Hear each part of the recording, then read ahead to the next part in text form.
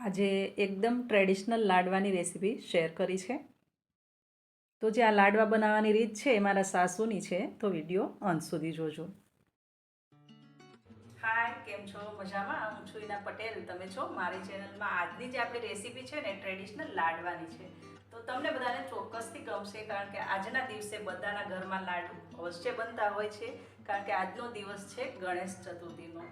તો તમને બધાને મારા પરિવાર તરફથી હેપી ગણેશ ચતુર્થી. વિડીયો અંત સુધી જોજો, ગમે તો શેર કરી દેજો. ચેનલ પર નવા હોય, હજી સુધી જો સબસ્ક્રાઇબ ન કરી હોય તો મારી ચેનલને સબસ્ક્રાઇબ પણ કરી લેજો. તો એકદમ જૂની રીત છે, મારા સાસુની રીત છે. તો એકદમ ટ્રેડિશનલ રીતે આપણે આ લાડવા બનાવવાના છે. તો એના માટે જાડો લોટ લેવાનો છે, ઘઉંનો જાડો લોટ લઈ લઈશું. આ એક તપેલી અને એમાં 1 ચમચો તેલનું મોણ દઈ દઈશું. અને જેવો આપણે ભાખરીનો લોટ બાંધીએ એવો જ આ લોટને બાંધી લેવાનો છે. તો આટલો લોટ હશે તો 10થી 12 લાડુ બનીને તૈયાર થશે, મીડિયમ સાઇઝના. તો એ પ્રમાણે આટલો લોટ લીધેલો છે, અને હવે એમાં જોઈએ એ પ્રમાણે થોડું થોડું પાણી એડ કરતા જઈશું. અને આને ભાખરીનો જેવો આપણે લોટ બાંધીએ ને એવો જ બરાબર આને લોટ બાંધી લઈશું. લાડવામાં આમ જોઈએ ને તો ઘણી વેરાયટી છે. મોતીચૂરના લાડુ પણ આપણે ત્યાં બનાવીએ છીએ. આપણે મીઠાઈ મતલબ સ્વીટમાં જે કલરફુલ લાડુ હોય છે એ પણ બનાવીએ છીએ. અને એક છે આ ટ્રેડિશનલ લાડુ.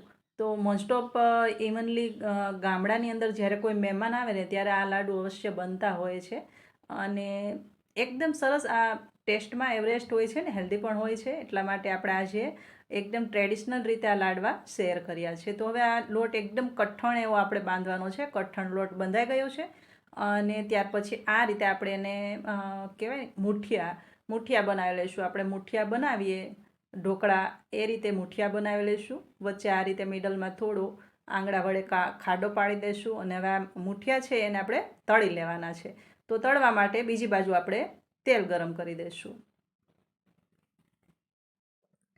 હવે જ્યાં સુધી તેલ ગરમ થાય છે ને ત્યાં સુધી આપણે બીજી બાજુ છે ને ગોળને કાઢી લઈએ, કારણ કે ગોળ આ રીતનો ડબ્બામાં આવે છે તો એકદમ ટાઈટ હોય છે. તો એને આ રીતે કાઢી લઈશું.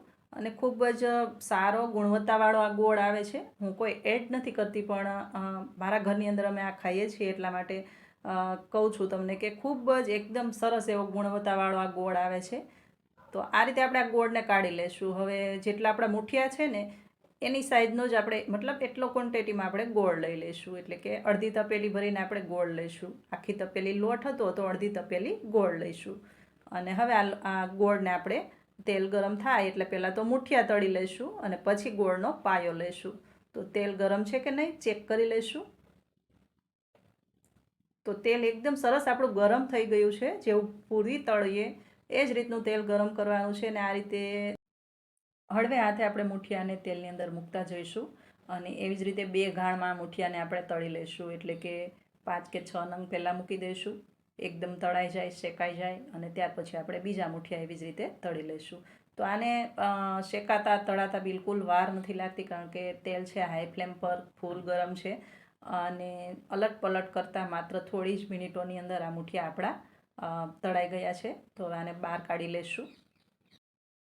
જોઈ શકો છો એકદમ કલર છે થોડો ચેન્જ થઈ ગયો છે, મતલબ થોડો બ્રાઉનિશમાં કલર આવે, થોડો આ રીતે ક્રીમ જેવો કલર આવે એટલે આપણે આને ગોલ્ડન બ્રાઉન કરવાના છે. એકદમ બ્રાઉન નથી કરવાના.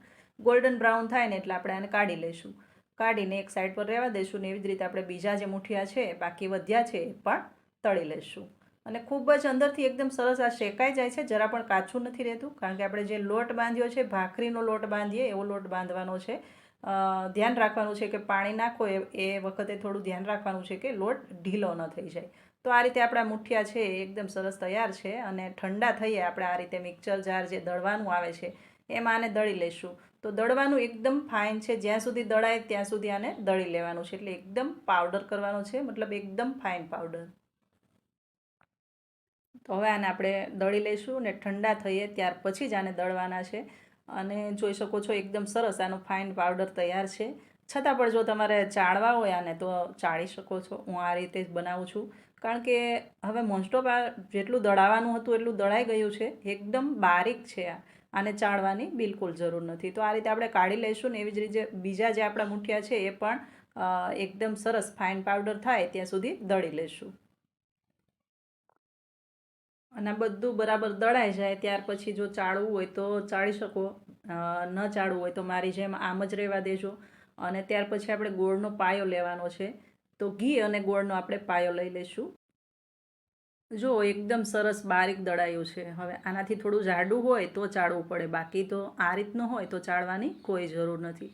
હવે આમાં આપણે 4 કે 5 ચમચી ઘી મૂકી દઈશું. ઘી ગરમ થાય એટલે આપણે જે ગોળ કાઢીને રાખ્યો છે એ ગોળ પણ આની અંદર આપણે મિક્સ કરી દઈશું. અને જ્યાં સુધી ગોળ ઓગળે નહીં ત્યાં સુધી ધીમી ફ્લેમ પર આપણે ગોળને ઓગાળીશું, ને ગેસની ફ્લેમ થોડી પછીથી વધારી દઈશું, કારણ કે ગોળનો આપણે પાયો લેવાનો છે. તો મીડિયમ ફ્લેમ પર આ પાયો લેવાનો છે. તો હવે આ બધો જ ગોળ આ ઘીની અંદર આપણે એડ કરી દઈશું. અત્યારે ફ્લેમ છે એ એકદમ ધીમી છે. ધીમી ફ્લેમ પર પહેલાં તો આને ગરમ થશે ને એટલે ઓગળતો જશે, તો પહેલાં ઓગળવા દઈશું ને ત્યાર પછી આપણે ફ્લેમને થોડી એવી તેજ કરી દઈશું અને ગોળનો પાયો લઈ લઈશું. અને આ ગોળનો પાયો છે ને એ થોડી જ વારમાં, મતલબ 2 થી 3 મિનિટની અંદર તૈયાર થઈ જાય છે. જોઈ શકો છો ગોળ છે થોડો ઉભરો આવે છે અને ફૂલાઈ ગયો છે. આ રીતે ઉભરો આવે અને થોડી એવી સ્મેલ આવશે, મતલબ તમને ઓછી સ્મેલ આવશે, પણ બહાર જે લોકો હશે ઘરની બહાર એ લોકોને ખબર પડી જશે કે કશે લાડુ બને છે. એવા પાયાની સ્મેલ આવે છે. તો હવે ઓલમોસ્ટ આપણો જે પાયો છે તૈયાર છે. ગેસની ફ્લેમ પણ અત્યારે બંધ છે. અને હવે આ જે પ્રોસેસ છે ફટાફટ કરવાની છે, કારણ કે નહીં તો આ જે છે જામવા માંડે છે. હવે આ રીતે આપણે જે કાથરોટની અંદર તૈયાર કરેલું છે એ બધું જ આની અંદર આપણે ગોળ રેડી દઈશું અને મિક્સ કરી દઈશું. અને હા, જ્યારે પણ આ ટ્રેડિશનલ લાડવા બનાવો ને તો એક વાતનું ધ્યાન રાખજો કે મેં જે ગોળનો પાયો લીધો અને એમાં પછી જે આપણે આ મિક્સરની અંદર દળેલું છે એ એડ નથી કર્યું. મેં કાથરોટની અંદર જ રાખ્યું છે દળેલું, અને ગોળનો પાયો છે એ એમાં એડ કર્યો છે. તો આ રીતે કરશો ને તો એકદમ સરસ થોડો એવો ડિફરન્ટ લાગશે તમને લાડુમાં, કારણ કે એમાં છે ને થોડા વધારે ટાઈટ બનશે અને આમાં થોડા એકદમ નરમ બનશે, મતલબ ખાવાની મજા આવશે.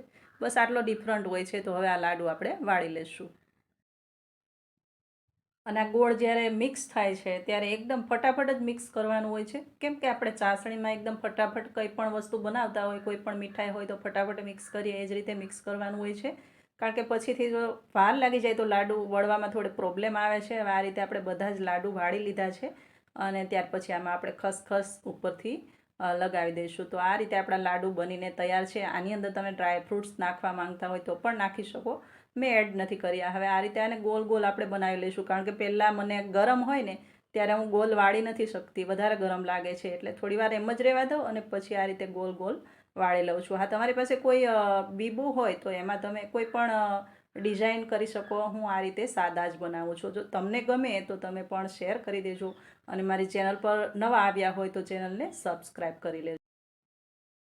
હવે આ રીત છે ને એકદમ જૂની છે, મતલબ ગામઠી રીત છે. આજકાલ આ રીત વિસરાઈ ગઈ છે. મેં તમને એકદમ જૂની રીત બતાવી છે, કારણ કે અત્યારે ઘણી વેરાયટીમાં લાડુ બને છે, પણ આ લાડવા વિસરાઈ ગયા છે. તો આજે આપણે એકદમ ટ્રેડિશનલ રીતે લાડવા શેર કર્યા છે. ગમે તો શેર કરી દેજો. ચેનલ પર નવા હોય તો સબસ્ક્રાઈબ કરી લેજો. મળીશું પાછા નવી રેસીપી સાથે. ત્યાં સુધી આવજો. Thank you for watching.